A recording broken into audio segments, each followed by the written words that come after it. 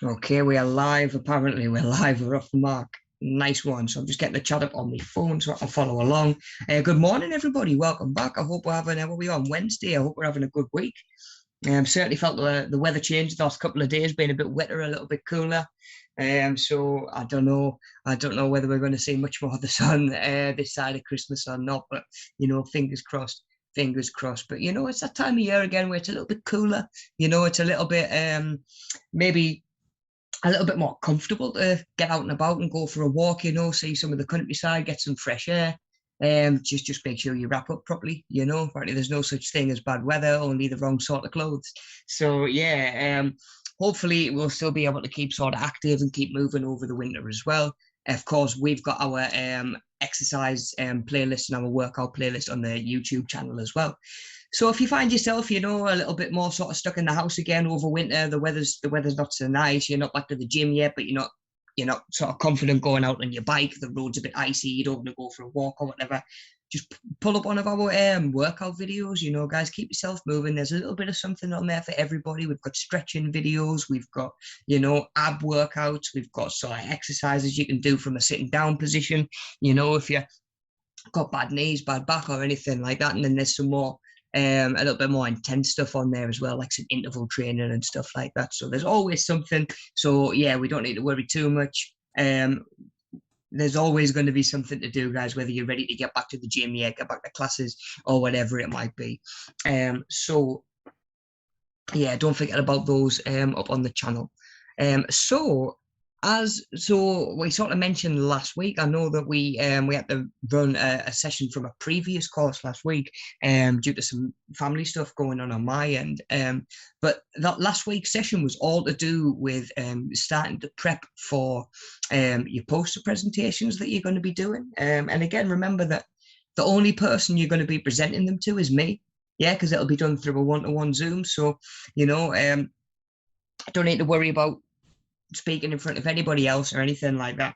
You can do a poster and just talk me through the poster if you want. Or, if you're a little bit more sort of tech competent or media savvy, you could say, then you could always do like a PowerPoint presentation or something like that. And same again, just one-to-one Zoom call with me and just talk us through the slides. And like we sort of mentioned, guys, this can be about anything that you want, as long as it's somehow related to health and fitness. It could be anything to do with food. It could be a sport that you really like. It could be, a concept like meal prep, like this first one that we're going to look at. It can be just sort of like a tip or a trick or something like that you could use to help you stay fitter or healthier. It could be entirely to do with maybe little tips, tricks, and stuff like that. You could make the whole poster about that if you wanted to. It's more about the way it's sort of presented. That's what we're looking at. That's what we're trying to improve and sort of develop, is our presenting skills. So if we find ourselves in a situation at a later date where we need to give a presentation or speak in public or in front of some people, it's not for everybody. I still get a bit of a nervous sweat when I have to do it myself, but it gets easier the more you do it. And it's a good place to start if it is just just one-on-one with myself as well. So yeah, it's not about what's on the poster at all, really. It's like I say, as long as it's sort of health and fitness related. And if you're struggling for ideas, of course, we are going to, as promised, have a look through a couple of examples from that learners have done in the past over the last few years and stuff like that as well. So you might pick up a little bit of inspiration this morning as we're looking through and having a little bit of a think about what you're actually going to, ideas that you might take and put on your own, and just while you're sort of forming the idea of what it is, because hopefully by the end of today's session we're going to be pretty certain what it is that we're going to base our presentation on, and then start actually putting pen to paper and actually starting to get it done, or knocking the slides up if you're going to be doing it through PowerPoint. Okay, guys, so just before we properly jump in, I wanted to, as always, just point out the description box under the YouTube video. So there's a little like a drop down arrow, and it'll open up a description box below the video, and that's got my email in if you need it, if you need to get in touch for any reason, you've probably already got it because I'm sending these links out every week, but just in case you don't have it, that's there. There's no new workbook for this week, so there's nothing new to worry about downloading there either. It's the same one as last week because we're thinking about our presentation skills as well. And of course, we've got the link to our workout playlist on there, so you can go straight there. As always, I've sort of recommended a session for this morning, but you can go out, check it out, and by all means pick a different one if you're feeling a different sort of level of intensity this morning. You know, you might think I want a bit of an easier one, I want to challenge myself a little bit more maybe. So like I say, that link will take you straight to that straight to the playlist, and you can just have a look through. But like I say, there's a little bit of something on there for everybody. And the last thing that you'll find in there, guys, the last important thing really is a link to the survey. So just like all the sessions that we've done so far, if you click that survey link, it'll take you straight to wherever you need to put your answers in, and then it just pings straight back to us, guys. So you don't need to worry about downloading it, saving it, filling it in, emailing it back, all of that. It'll just come straight back to us, guys. So yeah, not even 30 seconds, and you'll be able to get that filled in and get that back to us. And that helps us, like, you know, fill in paperwork for you. And we just like to get a little bit of feedback, guys, you know. Like I say, it's really important to us.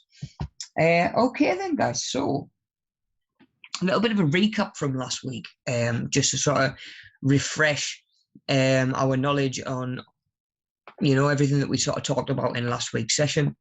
Thinking about what makes a good presentation. You know, what things, apart from the content and the actual subject and the topic, what makes a good presentation? Yeah, so the reason that we're trying to find something that is something that's close to your heart, something that you're passionate about, is because if you find it interesting, that will come across in the way that you write about it and the way that you present it as well. So if you find something interesting and you're getting a chance to talk about it, it's much more likely that I'm going to find it interesting, or the audience is going to find it interesting as well. Yeah. So like I say, when it comes to that sort of thing, if you were stood giving a presentation on something that you find to be boring, it's really difficult then to make it interesting for the audience as well, because even you're not interested in it, you know, really, in certain like situations. So yeah, pick something that is something that you know really well or feel really strongly about. Even if you then need to go and research and find out a little bit more about it, we can always do that, guys. But you know, definitely do that and pick something that you find interesting to think and talk about, you know, and that'll definitely come across. What else might we want? We might want to be to the point. So we're thinking about being sort of relatively to the point. We don't want, ideally, you don't necessarily, in some cases, want to see a wall of text, you know. Otherwise, you're sort of like reading like a sort of leaflet or a flyer or something like that, you know. So you don't necessarily want a wall of text. We can use colors, we can use pictures, graphs, diagrams, whatever it might be. Get some more visual stuff on there to sort of get people's attention, keep their attention, you know, maybe even give them something to look at while they're also still listening to you talking and explaining different things. And of course, we all know that sometimes a picture says 1,000 words, guys, you know. So a picture might do the same point or get the same point across as a you know, a paragraph of text or a whole chunk of text would. So that's thinking about, of course, explaining certain things and elaborating on certain things, but, you know, trying to keep it relatively to the point and thinking about how far down this avenue do I need to go and keep explaining for the purpose of what it is that I'm doing, you know, and sharing this hobby and stuff like that, or this passion. So yeah, we want to keep it quite short. I mean, if you were doing, if we were to say, set like a 5-minute maximum really on this. It's a presentation that you want to do in sort of that takes no longer really than sort of 5 minutes. You know, you don't want to have like 10 pieces of A4 paper or like 20 slides to talk through on PowerPoint or whatever it is. You know, you want to keep the whole thing itself quite to the point. usually shorter tweet is better.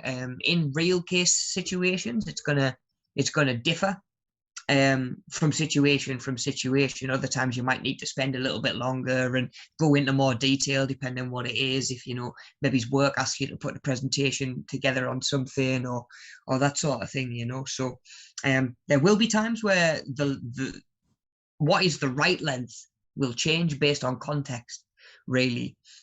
So for this case, guys, we want really no more than 5 minutes, and like I say, you'll be able to sort of explain what it is you explain and have a chance to talk about what it is that you want to talk about. And then, like I say, just put it across to me, and like I say, if it's something that you find interesting, that'll definitely be apparent as well. It'll be clear. Okay, guys, so a little bit of humor doesn't hurt either. If maybe open with a joke, close with a joke, get a little bit of humor on there, some funny pictures or whatever it might be. It doesn't have to be too serious, guys, especially in this sense. Again, context will dictate how serious it needs to be and what your tone needs to be, Same again, if I was at work and I was putting together a serious presentation, business figures, these are our sales for the last year, I wouldn't necessarily go in and open it like a comedy sketch routine unless I'm Michael Scott. But a little bit of humor, it never hurt anybody, guys. I like a good giggle as much as anybody. So a little bit of humor, like I say, something that you're passionate about. Then we're thinking about sort of more the way that you actually present it. So we might think about, of course, the way that you dressed maybe on the day. Again, not overly important when you're just delivering it to Zoom, like over Zoom. But again, thinking about context. If this was public speaking or delivering a presentation elsewhere, then we might need to think about our clothes that we're wearing. And other little things like, maybe a little bit of interaction with the audience. Maybe you ask questions, maybe you allow them to ask questions. Making a little bit of eye contact as well. Again, difficult over Zoom, but just little things that we would be thinking about as well if we were speaking in front of like a group of people as well. Yeah, so there's lots of different ways that we can sort of make it interesting, and there's a couple of little tips that we can use to help us cope with those inevitable, those little jitters that you're bound to get, guys. Like I say, I still get them.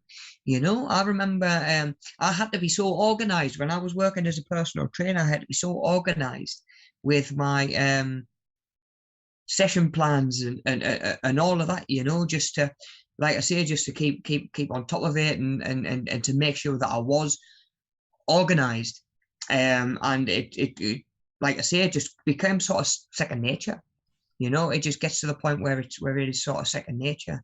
But yeah, think about it as well, like I say, just maybe it's a little bit of backwards and forwards with the audience based on the context that you're actually giving it in, so yeah, there's plenty to think about there, plenty that we can use to sort of get our point across, and keep it sort of interesting for the audience as well, because it's what we want. Of course, we're giving a presentation usually to share our ideas. We want the audience engaging, we want the audience listening, so we don't want to lose them halfway through, for whatever reason.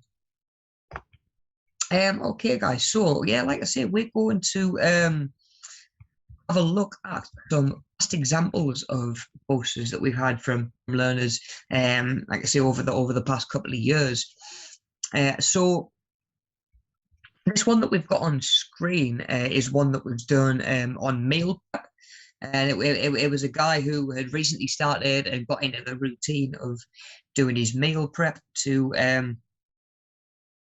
like I say, doing his meal prep so that it was one less thing to worry about, pretty much, guys. He was not needing to worry about his food too much. He had a bit of a system down, which he explained as he delivered this, that I could sort of run through in a minute. He had a system down that let him use a lot of the foods that you're seeing on here, but he was meal prepping it, so he knew what he was having, he knew when he was having it, and he was actually eating pretty well, definitely better than he was beforehand, and also not dealing with the stress every day of you know, needing to make time to make healthy foods, or, you know, being resigned to the fact that you've just got to get something that's not so healthy, that's quick, you know. I'm sure we've all been there, like, oh, I haven't got time to make something healthy. I'll just grab whatever. And meal prep really, really helps with that. And the thing that stood out to me with this poster, the way it is visually, was there's not really any word. There's no words on there really. It's all pictures. It's all images. And the gentleman who knocked up this poster, who put it together and sort of designed it, he was just then able to stand there and talk pretty much from the heart, really, about something that was really sort of important to him, something that he was, you know, really, really getting into. While at the same time he had visual aids behind him, so he could turn and he could point and he could, you know, back his point up, you know. So what it was, guys. So for me, it was interesting to see how cheap and healthy his meals were. So the packets of veg are about £1 each. Yeah, the fruit will be the same, the frozen fruit. Then by buying meat in bulk, or like a 3 for 10 offer or something like that, you know, making the most out of offers as well, because trying to save a bit of money maybe through our meal prep. So he would buy the meat in bulk, yeah, or the 3 for 10 offers, and then he would add a carbohydrate, for example, rice, pasta, potato, and that's how he would make his meals up. So he would have his veg, he would add his carbohydrate, and he would have his meat or his protein. And as he was talking through all of this, he was able to say sort of, and like I say, it turned on, and it was like, you can specifically these exact foods, these exact packets for £1 each. These are the ones that he actually uses. So he's got them on there. He's got a good little variety on there as well, showing that, you know, you're not just stuck with frozen garden peas and frozen sweet corn every day. There is quite a good selection on there, and you can even get some fruit as well, you know. So then he's added his carbohydrates, which, you know, is like rice or pasta or potato or whatever, and then, you know, he's showing us some of the meats that he's eating as well. So he's not just saying I buy meat. He's saying, look what he got there. He's got roast chicken. He's got pork steaks. He's got gammon steaks. He's got king prawns, white fish fillet. What we got, Atlantic cod, smoked haddock. And then same again, rather than needing to stand there and on the spot be thinking, oh man, what do I eat? What do I eat? What fish do I get? And all of that. He was just able to say, look, like, I can literally use this as a meal prep tool. I can come on there, I can pick a veg off, I can pick a bit of like a type of meat, and then add me carbohydrate, and jobs are good, and away we go, you know. He was using sort of like milk, of course, to get like a little bit of dairy in there, get that food group. And one of my favorite things is that not only was he saving money, but he was actually he was healthier, he was losing weight. And he put these sort of pictures on to demonstrate that you can still have those in your diet. It's just moderation. Yeah. And by sorting out the rest of your diet, or sort of dialing in the rest of your diet and being a bit more strict with it, you can actually free yourself up to have treats, you know, guilt-free as well, you know, potentially. So, you know, there's nothing to say that eating healthy and meal prepping means you can't ever eat the foods that you enjoy. It's usually the other way around. You get an idea of how much of these foods you can have without it sort of getting in the way of your goals and your fitness and your health. So I thought that was really quite helpful, as, you know, I'm sat here as the audience, or as an audience member, and I'm saying all these healthy things, and I'm saying this in the top right that to me looks naturally unhealthy. So that really got my attention. I was like, okay, I wonder why those are on there. You know, he started talking through all of these, and I was like, okay, I was really listening, really interested, because I wanted to see what he had to say about these and why these were on there. You know, so it was something that I wouldn't necessarily expect to see, especially on a health and fitness presentation. So that made it a little bit more interesting and a little bit more engaging for me as well. And I really remember one of the things that he said from his presentation was about meal prep making his life easier, and meaning that he's got one less thing to worry about. And when he gets hungry, he knows that there's a good meal in the fridge or the freezer ready to go. even if he's left it, even if it gets to the point where he's, really hungry, which is normally where our downfall is. We get really hungry before we start thinking about what we're going to have. And then we don't want to wait long enough to make something that's actually good for us or healthy a lot of the time. So we end up grabbing something that's easy, and you maybe end up with beans on toast for the 4th day in a row.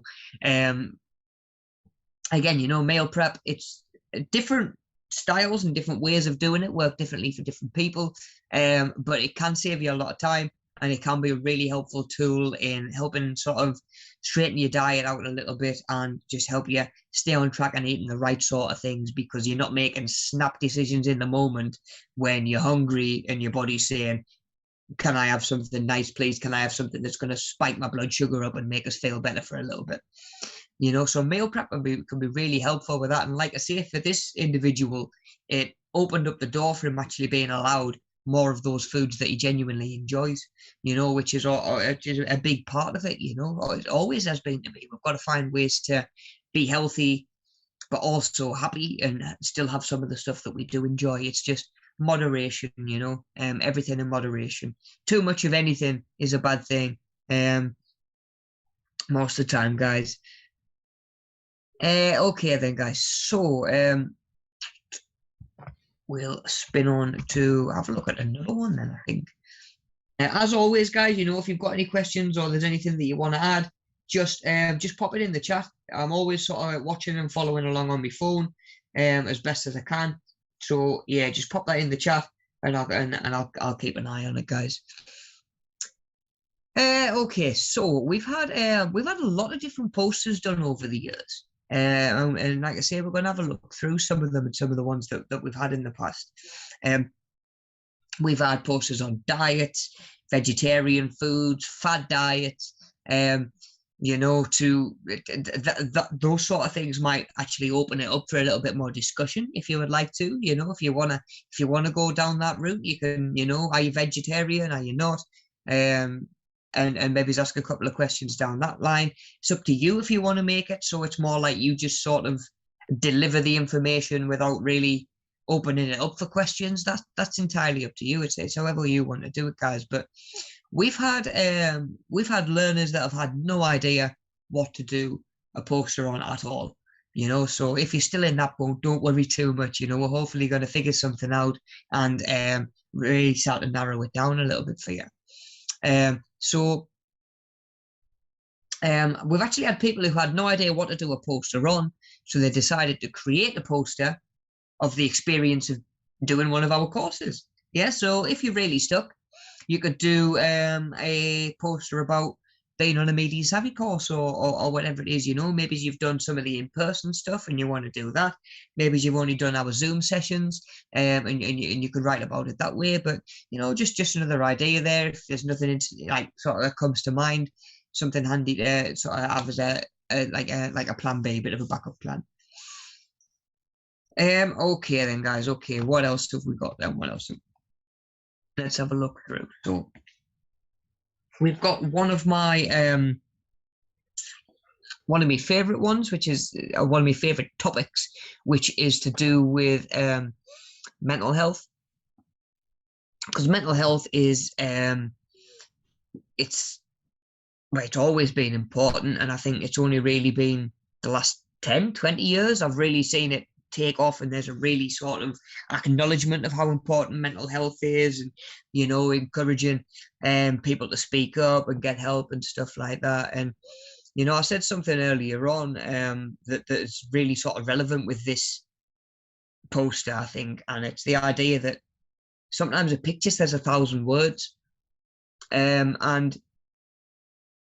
I'm pretty sure most of us know Robin Williams and what the way that he died, and it's heartbreaking. I still get emotional every time I see him in a movie, every time I see a picture of him, and this is a poster that's trying to get across the benefits of exercise on mental health and the dangers of poor mental health, and not having a chance to open up and not having the ability to talk about things and dealing with it a certain way. And I'm no expert on mental health, but I know that exercise can help.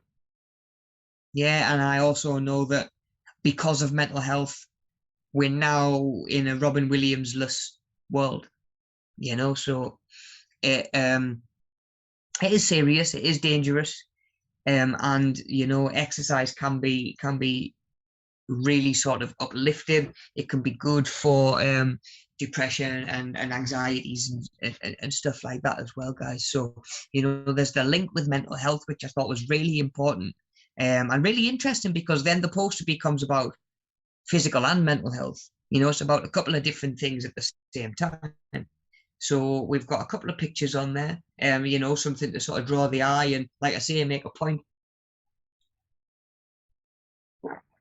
Like, I think this on the right-hand side here is pretty much perfect. There could be a whole paragraph there and a load of text about Robin Williams and his career and the fact that he would always try and make everybody else laugh and, you know, bring energy to the room. And, you know, and this turned out to be a guy who went on to take his own life. But they haven't written all of that. They've put a picture of him smiling, kind of, you know, a little sort of wry smile to himself, and it just says the face of depression, Robin Williams. And it says to me, like, there is no face of depression. You would never know, and that really gets that point across, I think. You know, there is no way you can look at somebody and know if they've got depression or not. So it's not always as easy as we might think. Or he's sad, he's down in the dumps, or you know, she's been a little bit upset. Really, at the end of the day, it's usually the people that are suffering the most.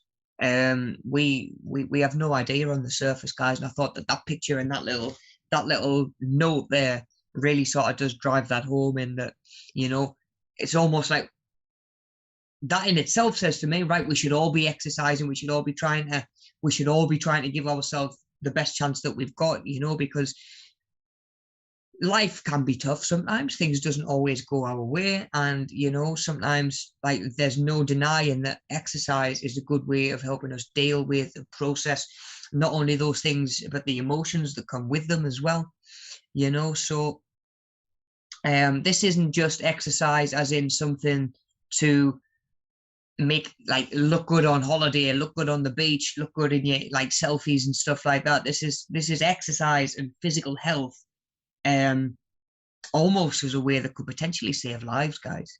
You know, so a really, and it was really sort of passionately delivered as well. Yeah, it was really sort of well put across, and you could tell that it was something that was really sort of close to the person's heart who had done it as well. On the left-hand side, we've got a lady called Lena Dunham. And then it says, I promised myself I would not let exercise be the first thing to go by the wayside when I got busy with The Girls season 5.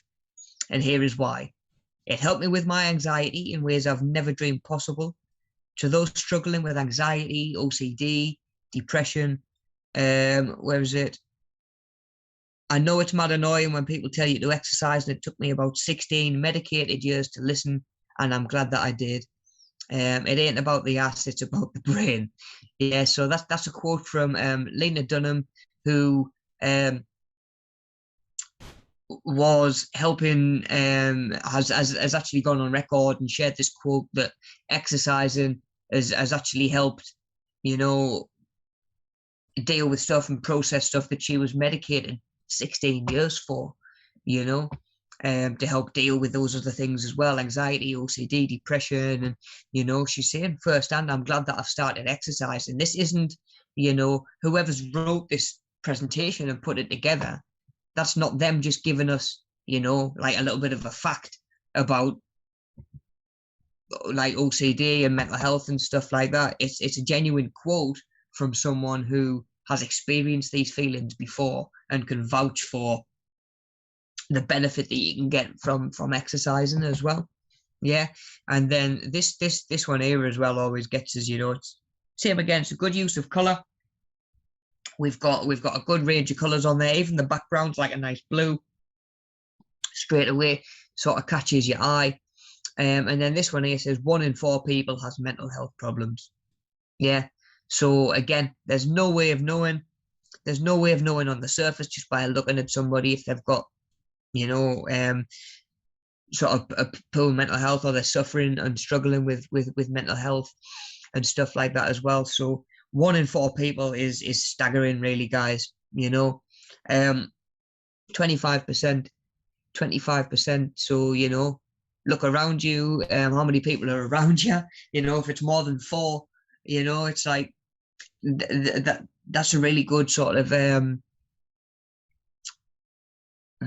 way to sort of visualize it. I guess 1 out of 4 people has mental health problems. And, you know, I've heard it said, and I can't remember where I very first heard it, but something said exercise is the least used antidepressant in the world.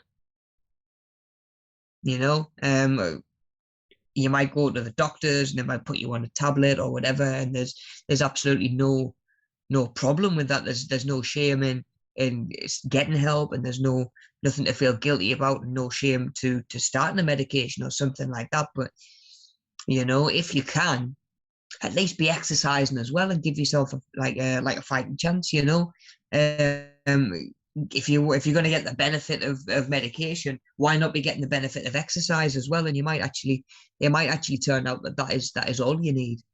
You know, not to say that that's going to be the case for everybody, but I do wonder how many people out there might be on tablets and medication to address these sorts of things that wouldn't be if they were able to exercise more, or if they were a little bit more active, and they were maybe even aware of the benefits of exercise for mental health.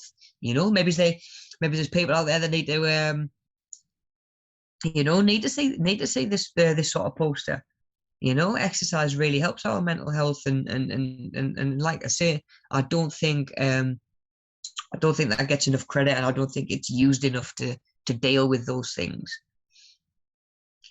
But yeah, like I say, with this one, I thought it was nice to have a couple of images on there. Not so many became overwhelming, and you're sort of looking at everything all at once. But at the same time, you know, we've got a little bit of text on there, you know, like a real sort of real life quote from somebody who's been through and experienced some of these things. And of course, a big bold title, so you know exactly straight away.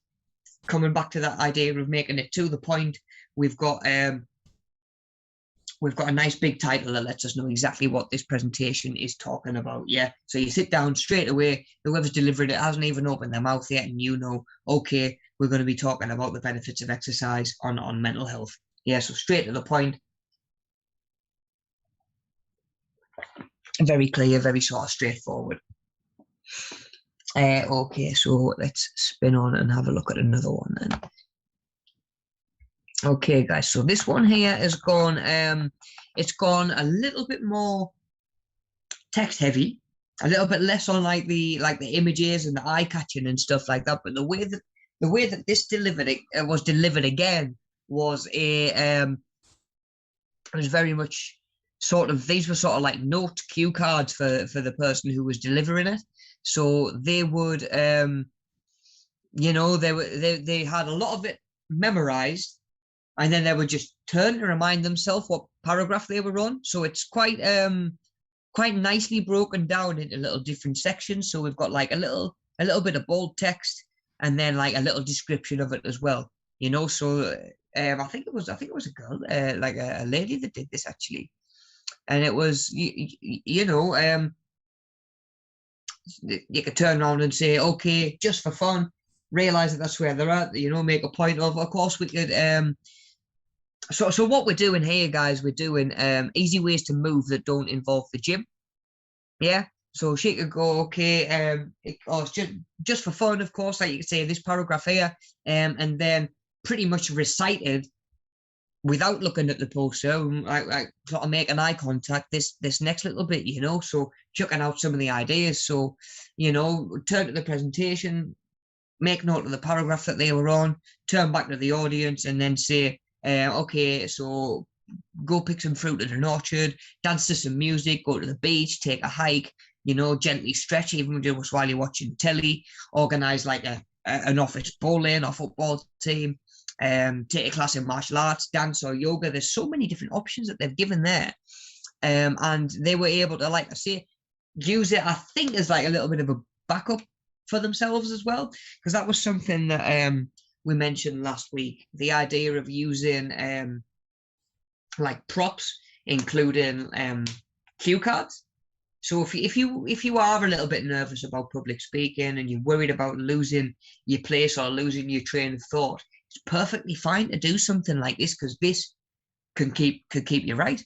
You know, if you're happy, you know, having a load of pictures on and thinking, okay, you know, remind yourself what the picture is and then talk about it, happy days, you know. But if you're a little bit worried about, you know, I'm worried about my mind going blank and I'm worried about just forgetting the point that I was making, then, you know, have a little bit more text on there and make the presentation more about the way that you're engaging with the audience and less about what's actually on the bit of paper, because you can just use that for yourself. You know, you can use that for yourself, and then, like I say, relay that, and then you can maybe ask some questions as well. Whereas, of course, if this was just a poster on the wall, nobody would be able to come up and ask questions or try and find out any more information either. So I actually like the way that this is separated out, in the sense that we've got, what's this, easy ways to move more that don't involve the gym, and there's a whole section here. Yeah, so we've got in and around the home, working on the go, with a family, do something fun, make exercise a fun part of your everyday life. So that last bit says you don't have to spend hours in a gym or force yourself into long, monotonous workouts to experience the many benefits of exercise. These tips can help you find exercises you enjoy and start to feel better, look better, and get more out of life. Which is, as a listener, it's really interesting to me, because it's about improving my quality of life. It's not somebody standing there saying, do more exercise. It's about, okay, let's find a way to make it part of your life that's not stressful and feeling like a chore. And, you know, it's not only going to help you sort of feel better, look better, but it's going to help you get more out of your body and out of your day and out of your life in the end. You know, so that's its own little section. Yeah, then we've got another section over here, other mental and emotional benefits to exercise. So similar sort of stuff to, so this poster was thinking more about the mental health. This is thinking mental benefits and emotional benefits as well. Yeah, so things like sharper memory and thinking.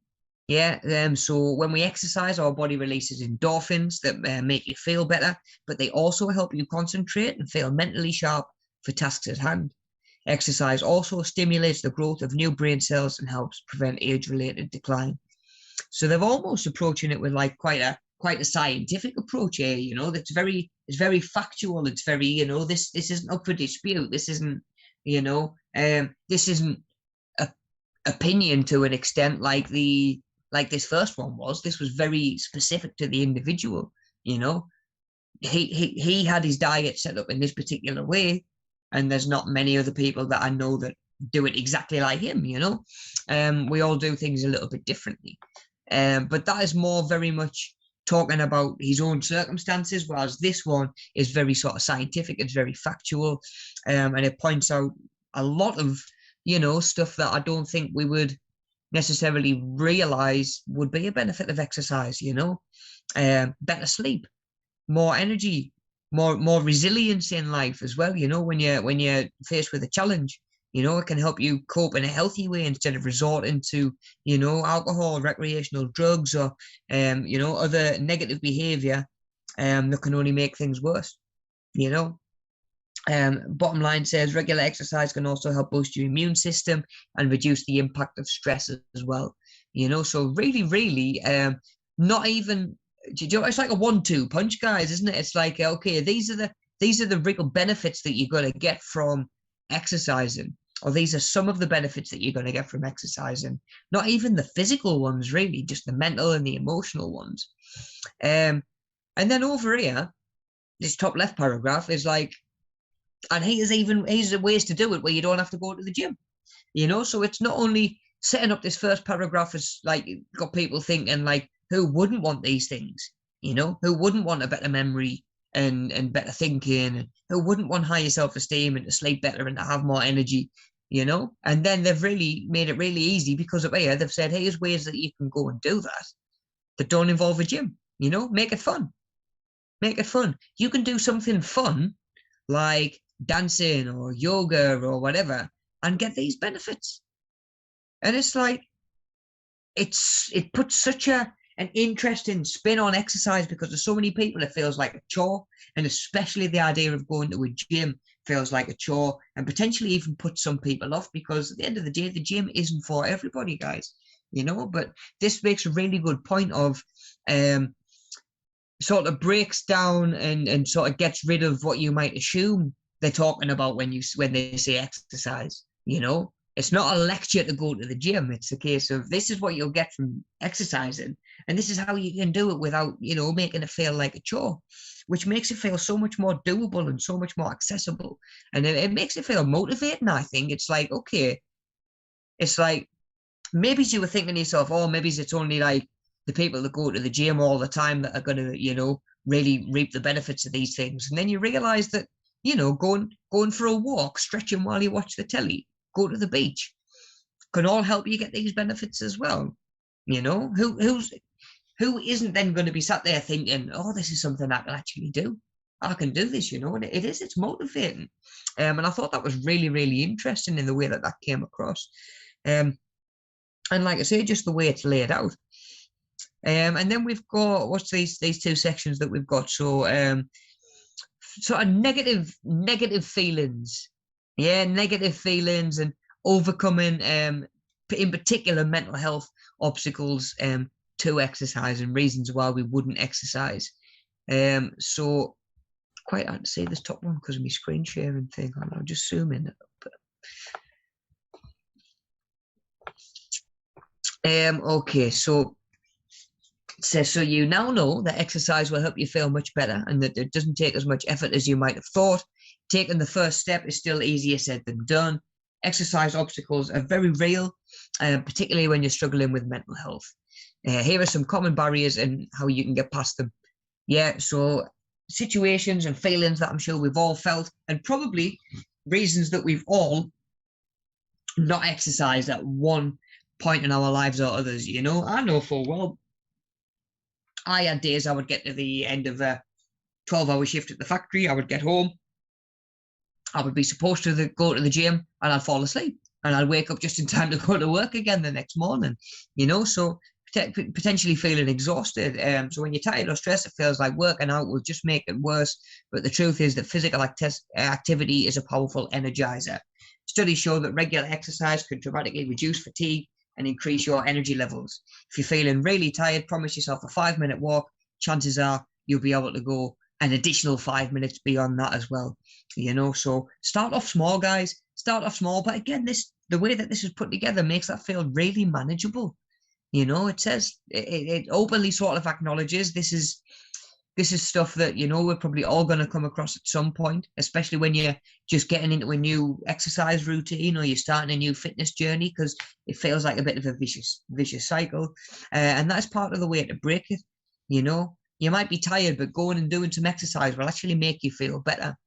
It was something that I've spoke about with plenty of people over the years, and I've actually told clients to do it who they'd get home from work, get in, get changed, and they were just too tired to go back to the gym or do their exercise or whatever it would be, go for a walk or a run.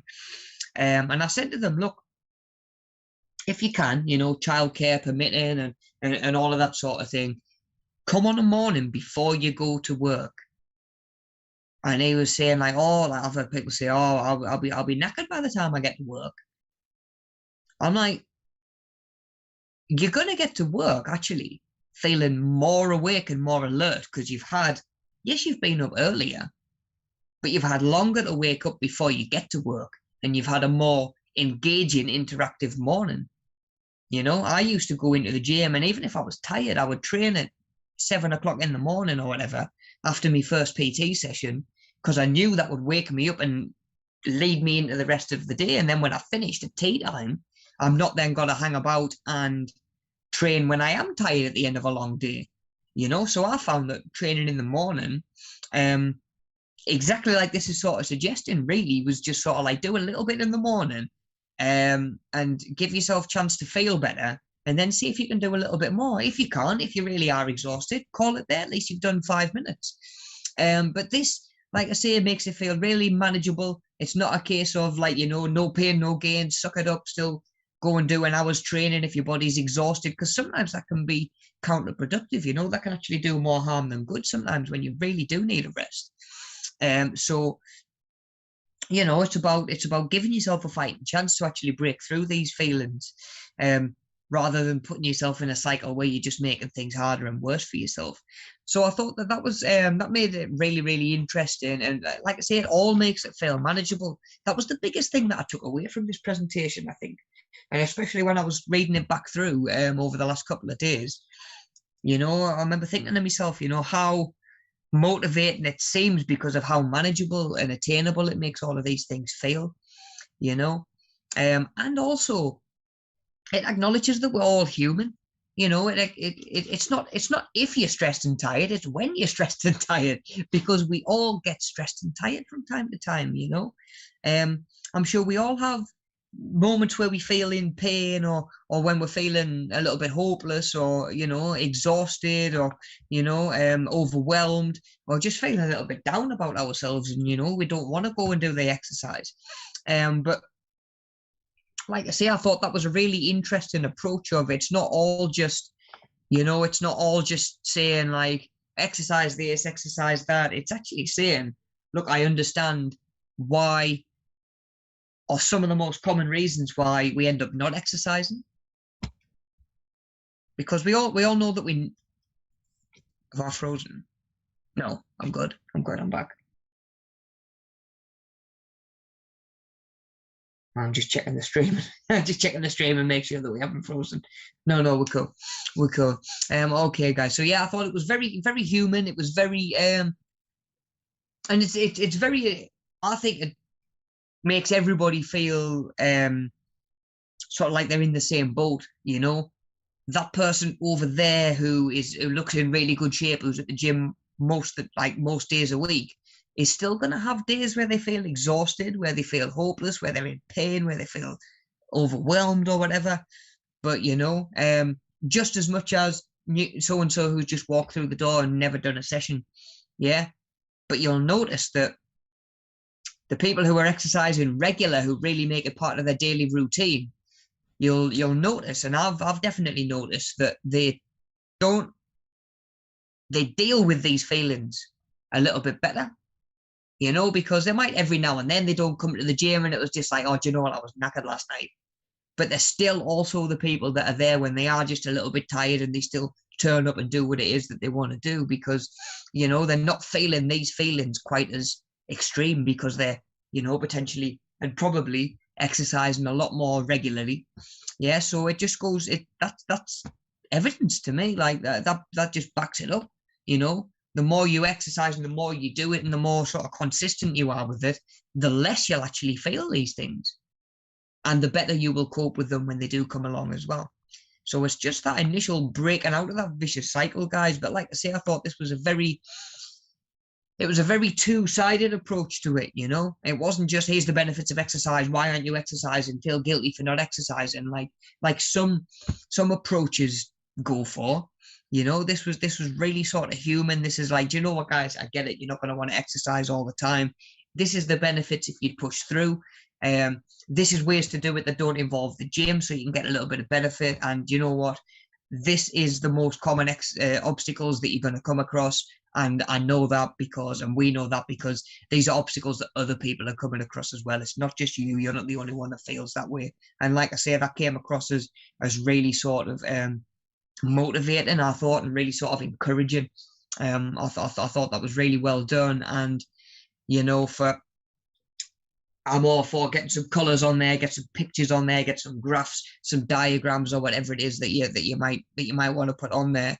I thought this made a really good point, and a couple of really good points, and was very well presented as well, in the sense that although it is kind of just like blocks of text, it didn't feel like that.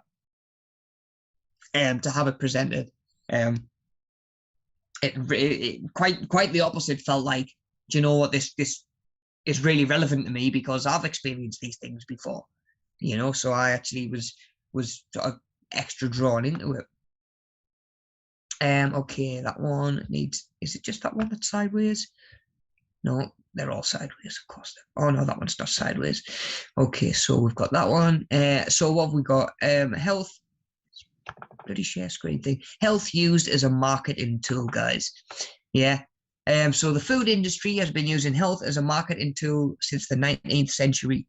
In order to persuade people to buy these products, they used meaningless buzzwords such as healthy, nutritious, natural, to give certain foods a healthy image. So one example of a product that's used in this method of advertising is margarine. Yeah, and margarine is nowhere near. In fact, we'll move on to that. But it's definitely not as nice. Definitely not as healthy for you, as certainly certain brands would like you to think. But there's certain words that you might see that are used quite a lot to what we call sort of health halos. You sort of attach it to a food, and it sort of naturally makes it look better because it's healthier for us, even though we might not even understand how or why or if it really is. So that's words like natural, superfood, organic, cholesterol-free, multi-grain, all of that sort of thing is usually, some of it might be a little bit relevant, but the main reason that those are used is to give you the idea and the image of healthy. Yeah, normally to sort of enforce a brand's image or to improve a brand's image. So during the 1970s, butter was considered bad for health due to its high saturated fat content, linking it to increased cholesterol and clogging of the arteries. And we've got a couple of facts. Butter is rich in vitamins A, D, E, and K2. The type of saturated fat in butter does not raise cholesterol and is anti-inflammatory. And the vitamins it contains make cells membranes, it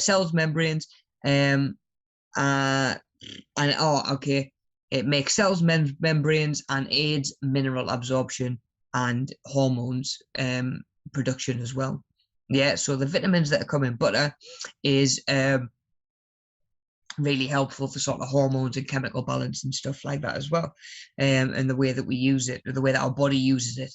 And then we've got margarine, which is processed food high in trans fats, which are really bad for you, and artificial chemicals.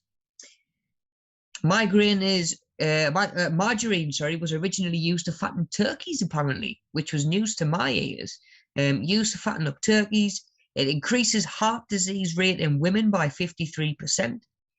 Margarine is one molecule away from plastic on a chemical level and has 37 ingredients found in paint. The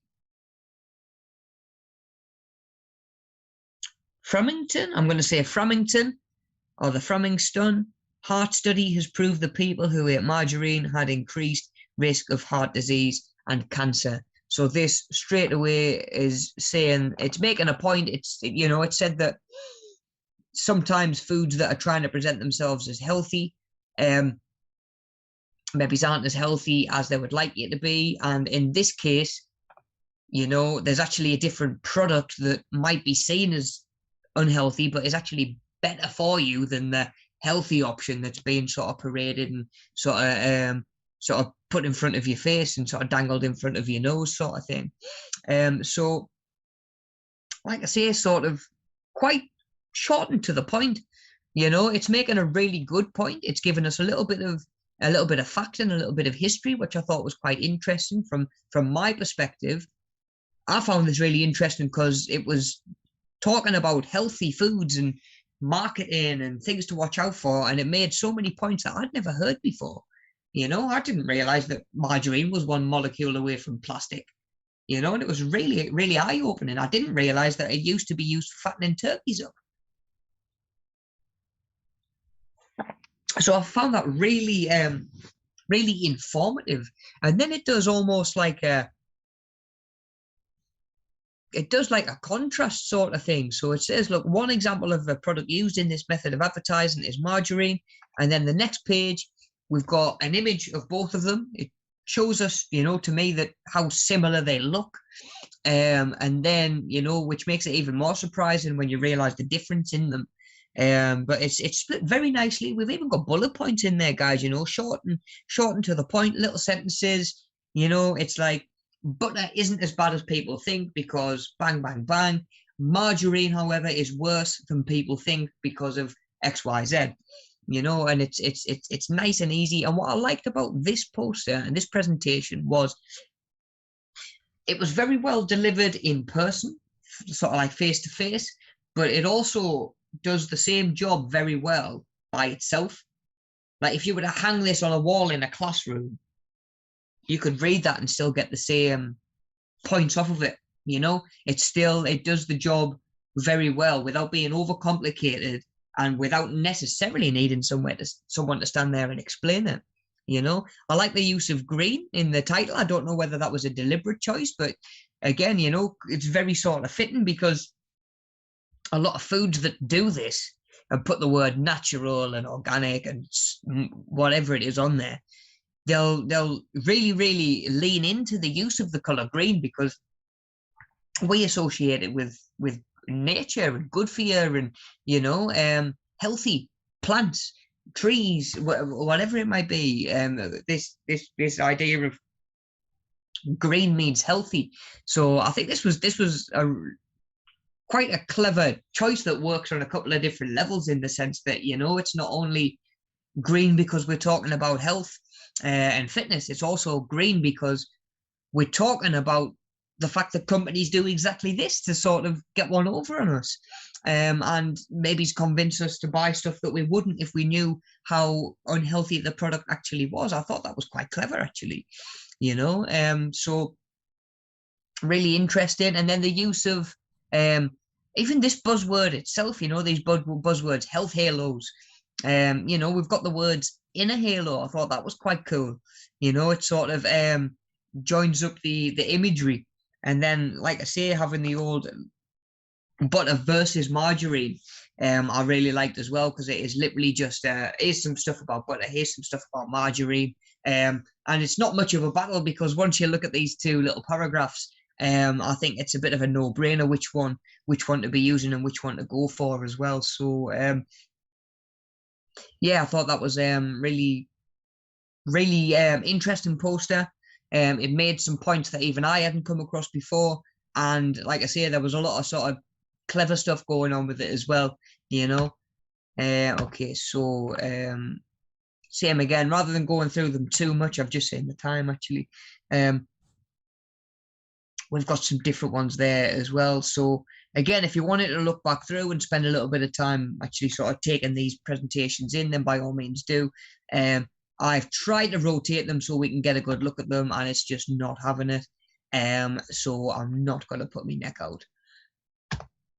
So we'll use this one. We'll make this our last one for the morning, guys. So what we've got here is a same again, right in the middle. We've just got a picture. It's the first thing that my attention goes to, and it's actually a screenshot. And it is just a real sort of no nonsense way of pulling up some answers. You know, we all do it. We all like, oh, I need to find the answer to this quick. I'm going to jump on Google.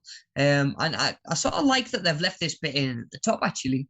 You know, the idea of, okay, this person's found this up through a Google search. I can see what they've searched.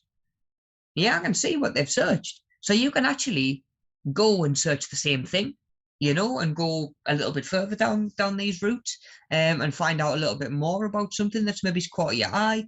Or it also just emphasizes that, do you know what, there is more information out there. If I want to find more information on stuff, I can use a search engine like Google, you know.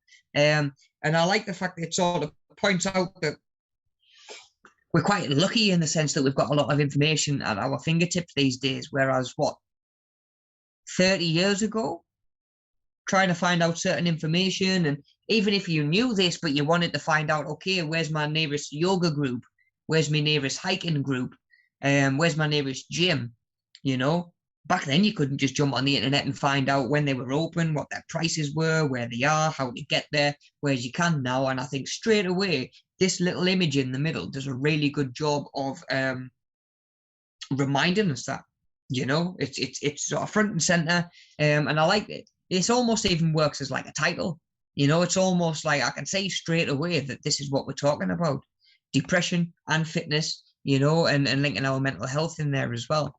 So just to zoom in, because some of these are a little bit harder to read on the screen. So we've got a couple of pictures, you know, a little bit of humor, a little bit of Charlie Brown. My anxieties have anxieties. I'm sure that's a feeling that a lot of us could probably relate to from time to time. And we've got another little, this is like a graph actually, like a little image that we've used, you know. Again, picture can say 1,000 words. What have we got on here? It says clinical depression in women by amount of daily exercise. So this is the amount of minutes or the number of minutes of exercise a day. Yeah, so we can see very clearly that the more somebody exercises, what is it? So we've got, yeah, time of exercise along the bottom. And this is, do you know what? I'm not entirely sure what statistic they've measured for depression. Could be like a questionnaire that gives like a standardized score or something like that. But this makes it quite clear that the more people are exercising every day, the lower they're showing depressive symptoms or experiencing sort of depression. And you know, it's very, very clear. Like, again, they could have written a paragraph that explains this, but at the same time, I think the image draws your eye to it. It gives you something to look at while, you know, maybe it's the presenter's sort of giving an intro to the poster, or maybe it's even just wrapping up. When you're finishing up, maybe you're thinking, okay, I want to have a good look at this. But it makes it very clear. And again, I don't know what study it's from, but whatever study it was is very clearly sort of suggesting and demonstrating that the more we exercise, the less we are going to be feeling these negative feelings and this low mood. Is that the last image on there? Oh no, I've gone too far. So we've got clinical depression in women by the amount of television viewing. So we've got same again at the bottom is how long they're doing it every week. And then at the score, we've got their depression score, however that's being measured. And we can see that the more people are watching telly each week, or more women in this case are watching telly, that score's actually going up rather than down, like we saw it with the exercise as well, which is quite telling, especially, you know, as we're kind of still feeling the effects of COVID, and we've been locked down and had stuff restricted for the majority of the last 18 months.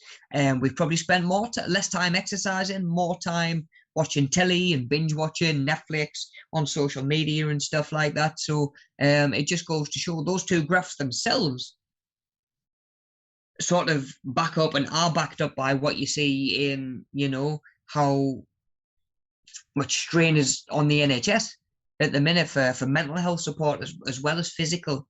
You know, there is a lot of demand out there right now for help with mental health. And this, you know, sort of indicates as much as anything why. And we've got a little brain doing some reps on the left-hand side in this bottom left-hand corner, because of course the brain is a muscle, needs to be exercised like all the rest as well. But exercise in general, really good for the brain and definitely the mind. I know they're kind of the same thing, but almost two different concepts. You know, the brain is a physical thing that you can see. The mind is a little bit more conceptual, and the idea of the self. Who are you? Yeah, where in there are you located? Yeah, we could go down a bit of a rabbit hole talking about that one today, so we'll leave that one for today. And then we can notice around the outside as well, we've got just a couple of different coloured, snazzy, jazzy looking sort of little, not even paragraph, sentences really. So physical activity of any kind has been shown to treat the symptoms of depression. Regular exercise can have a profoundly positive impact on depression, anxiety, ADHD, and more. The one at the top is a nightmare to read because of the screen sharing. Why does exercise help with depression? Exercise is one of the most effective ways to improve your mental health. Yeah, and was there one at the bottom as well? No, I don't think there was. Yeah, so we've got those paragraphs to the left, to the right, and one up above. And it's quite nicely spaced out as well, you know, they're not all clumped up in one corner. Like I say, it's quite nicely laid out, very easy to look at. And yeah, you know, I don't think I was there when this one was actually delivered in person, actually. Now I think about it. So it's hard to say how much extra information, I guess, and how much extra wordage, I guess, was added to this presentation, you know. I don't know how much he talked about either of the diagrams and if they explained it very much and give a bit more information on that. But again, you could use that a couple of different ways. You could use it as just a visual thing, or you could use that as a cue to yourself to remind you, okay, I want to talk about that now as well. You know, so yeah, good little mix of stuff on there. I thought that was really interesting as well, guys. Okay, so that is 4 or 5 different examples that we've looked at on different things. You know, seeing a lot of mention of exercise and the effect on mental health. I feel as though that's a really sort of topical thing right now because, like I say, mental health is probably something that we've all suffered with, or we've all sort of felt the impact of COVID on our mental health over the last year to 18 months as well. So it might be a little bit close to home and a little bit tough to talk about, you know, and you might want to go with something else. At the same time, you might now be thinking, do you know what, that's sort of just the thing I've been looking for to do my presentation on, you know, because I've been trying to find something that's quite relevant, quite sort of topical. Hopefully, you know, we're picking up a couple of different ideas. You've maybe seen a couple of these and thought, you know, you can base your presentation on the same sort of thing. You might just want to deliver it in a different way, you know, and that's totally fine as well. You might want to make different points or put the emphasis on different areas or different sections and stuff like that. You might want to use more images, more scientific-y sort of graphs that's more data-based, that, you know, says this study found this, you know, it's sort of inarguable. It's been sort of backed up by science sort of thing. Or, you know, maybe you wanted to go down, which one was it? This one here that was more sort of text-based, that almost works as cue cards to keep you right while you're delivering and talking about these different things as well, you know. So a lot of different ways we can do it, guys. And I guess the one thing that I do want to emphasize is that there's not really a right or a wrong, you know. There's not a right thing to talk about or a wrong thing to talk about, and there's not really a right style of doing it, you know. Whatever feels right to you and whatever feels more comfortable to you is what I would advise go with, because you're going to have a more natural and more sort of comfortable, free-flowing sort of presentation in the end, because you'll be feeling more comfortable when you're delivering it. So, you know, to an extent, try and find something that you feel comfortable with, but also maybe challenge yourself a little bit as well. You know, remember that at the end of the day, you're only delivering this to me. It'll be one-on-one,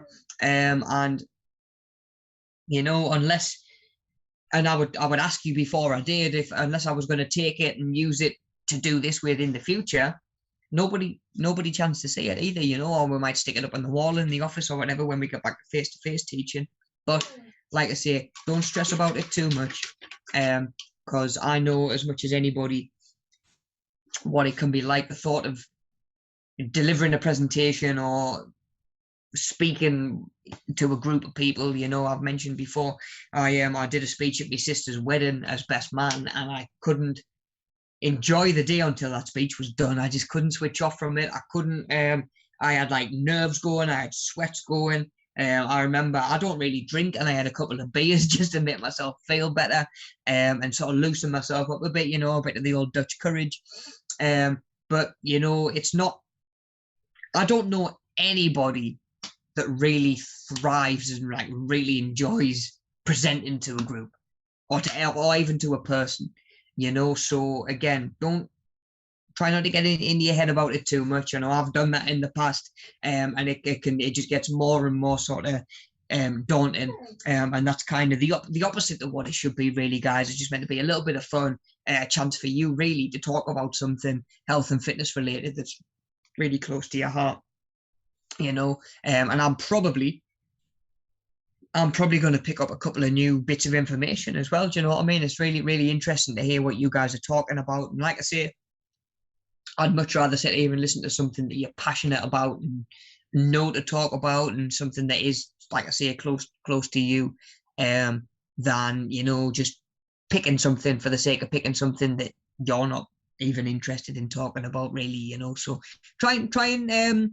find something that, like I say, you're really interested in, and even at this point, if you're still not sure what you're going to go with, or you're not sure if you should go with something, drop me a message, drop me an email, and you know, we'll sort it out, and just make sure that, you know, going into the next week, you've got a really good idea what it is that you're going to be doing, and you can really start to get a solid plan in place for that. Yeah.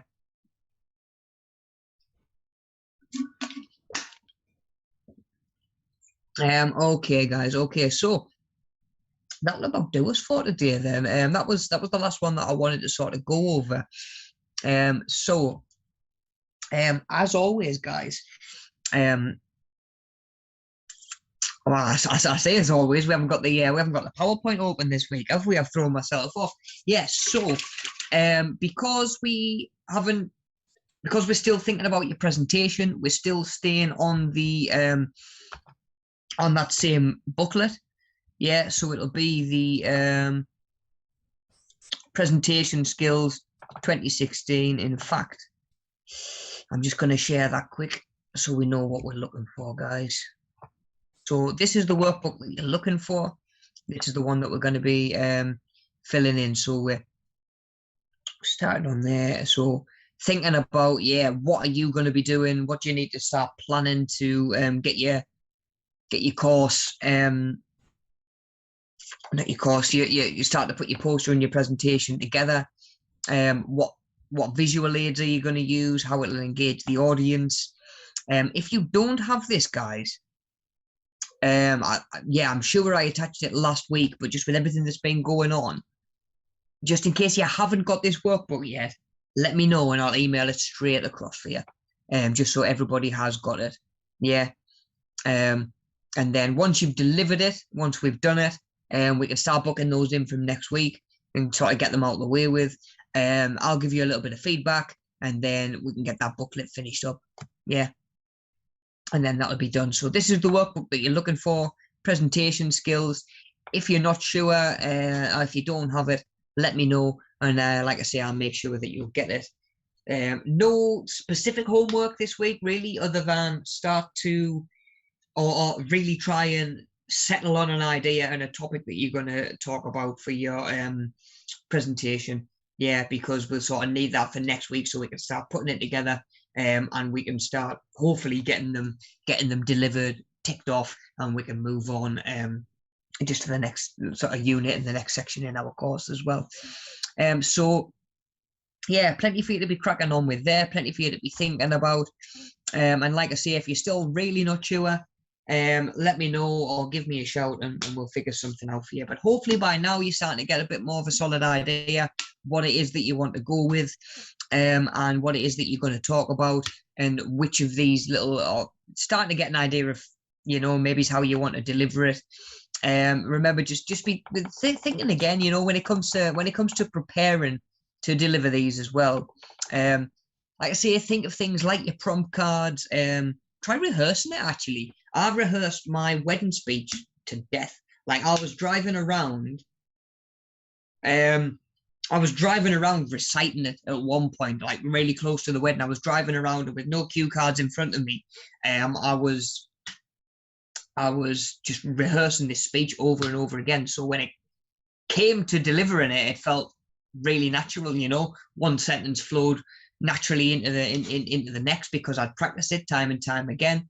But I also still had prompt cards. I memorized it, but I still had my prompt cards, because just like that presentation that we looked at like this morning, I wasn't confident in not losing my train of thought, and I really, really wanted something to look down with everything in front of me that I was planning on saying, so I could quite easily look down, pick out where I was, and move on, you know, and sort of pick up from where I was again. So I had prompt cards.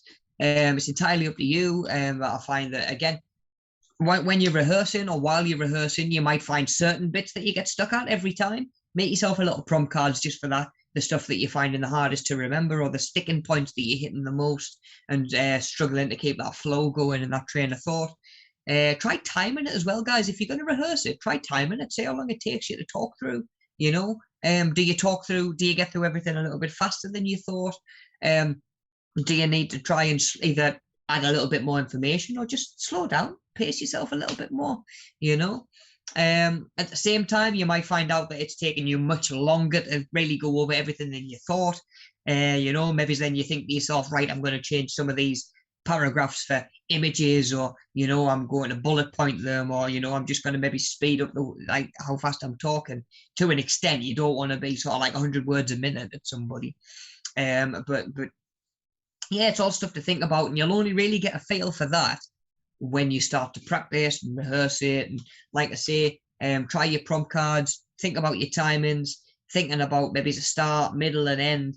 And then when you get to the end, you can even think about, like, you can even reflect, you know, how to improve. You might be thinking about, okay, I feel like this section's really strong, but I feel as though that I could improve this a little bit more. There's a lot to reflect on, guys. Like I say, once you start practicing and rehearsing, you might start to get other ideas that you might not have sort of thought of if you hadn't done it and sort of seen and felt the pacing of it. How does it feel? You can even record it and sit and try and listen to it and like get yourself into a different headspace and think, okay, if I was the audience and I was listening to this, how would I feel? That was something that I did as well. I recorded my wedding speech quite a lot and would listen to it back, you know, just to see how it sounded to other people. And I felt that really helped as well. So that's something you could do as well, guys. You could actually try recording it and listening to it back.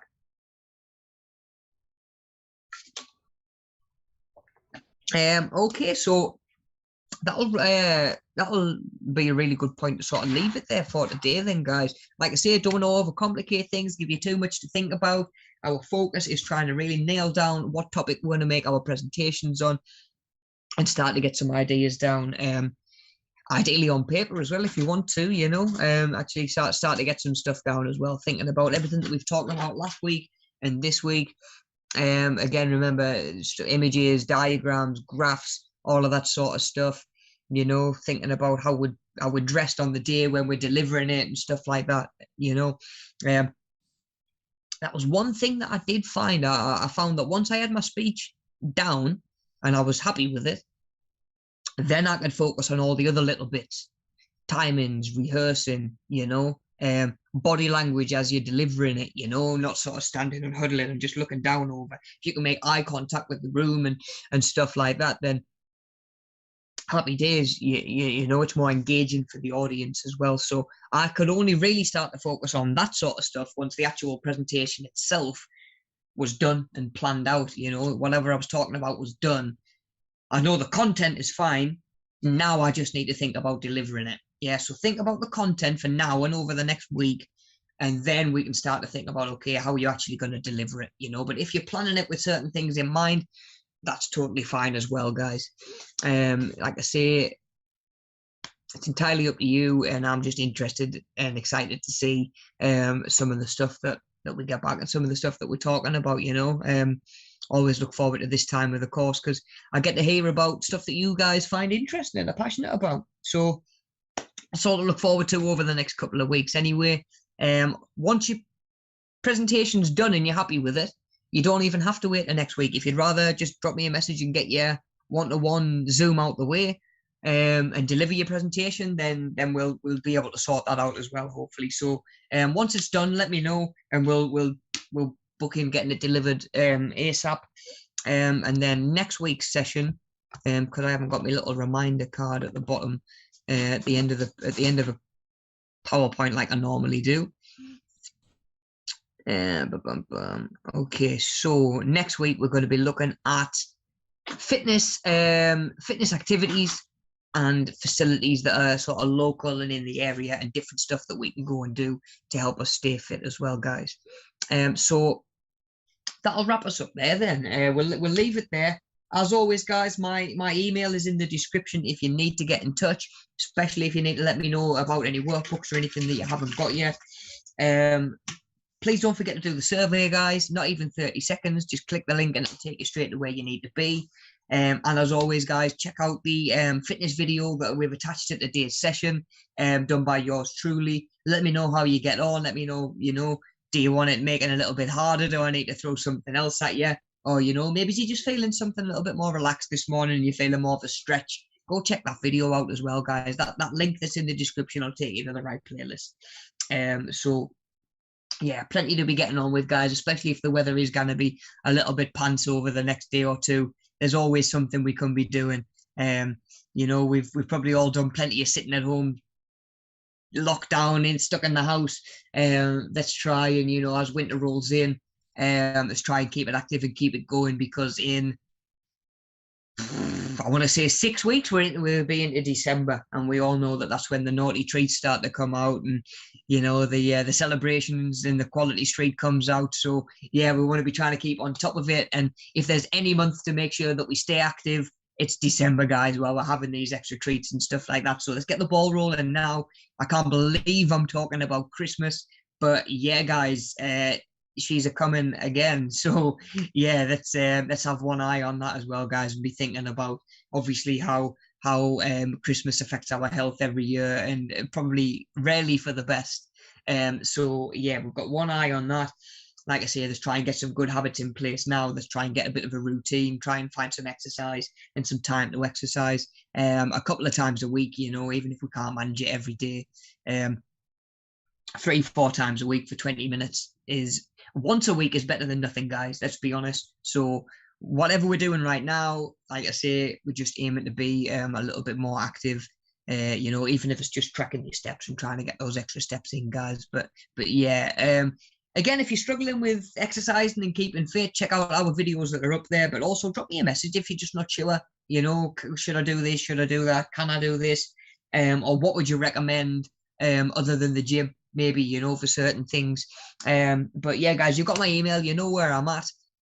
We will be back next Wednesday, same time, 10 o'clock. And like I say, we'll be rolling into sort of different fitness activities, different fitness classes, and looking at those and stuff like that as well. So plenty to look forward to, but we've got our minds on our presentations for the next week anyway, and then we can start getting them booked in, delivered, and boxed off. Yeah. Okay, guys, cool. We'll leave it there then. As always, everybody stay safe. Thanks for logging on. Look after yourselves. And if I don't hear from you beforehand, we'll be back next Wednesday to do it all again. Thank you very much, guys. Have a good day, and I will see you next Wednesday. Take it easy, guys. Bye.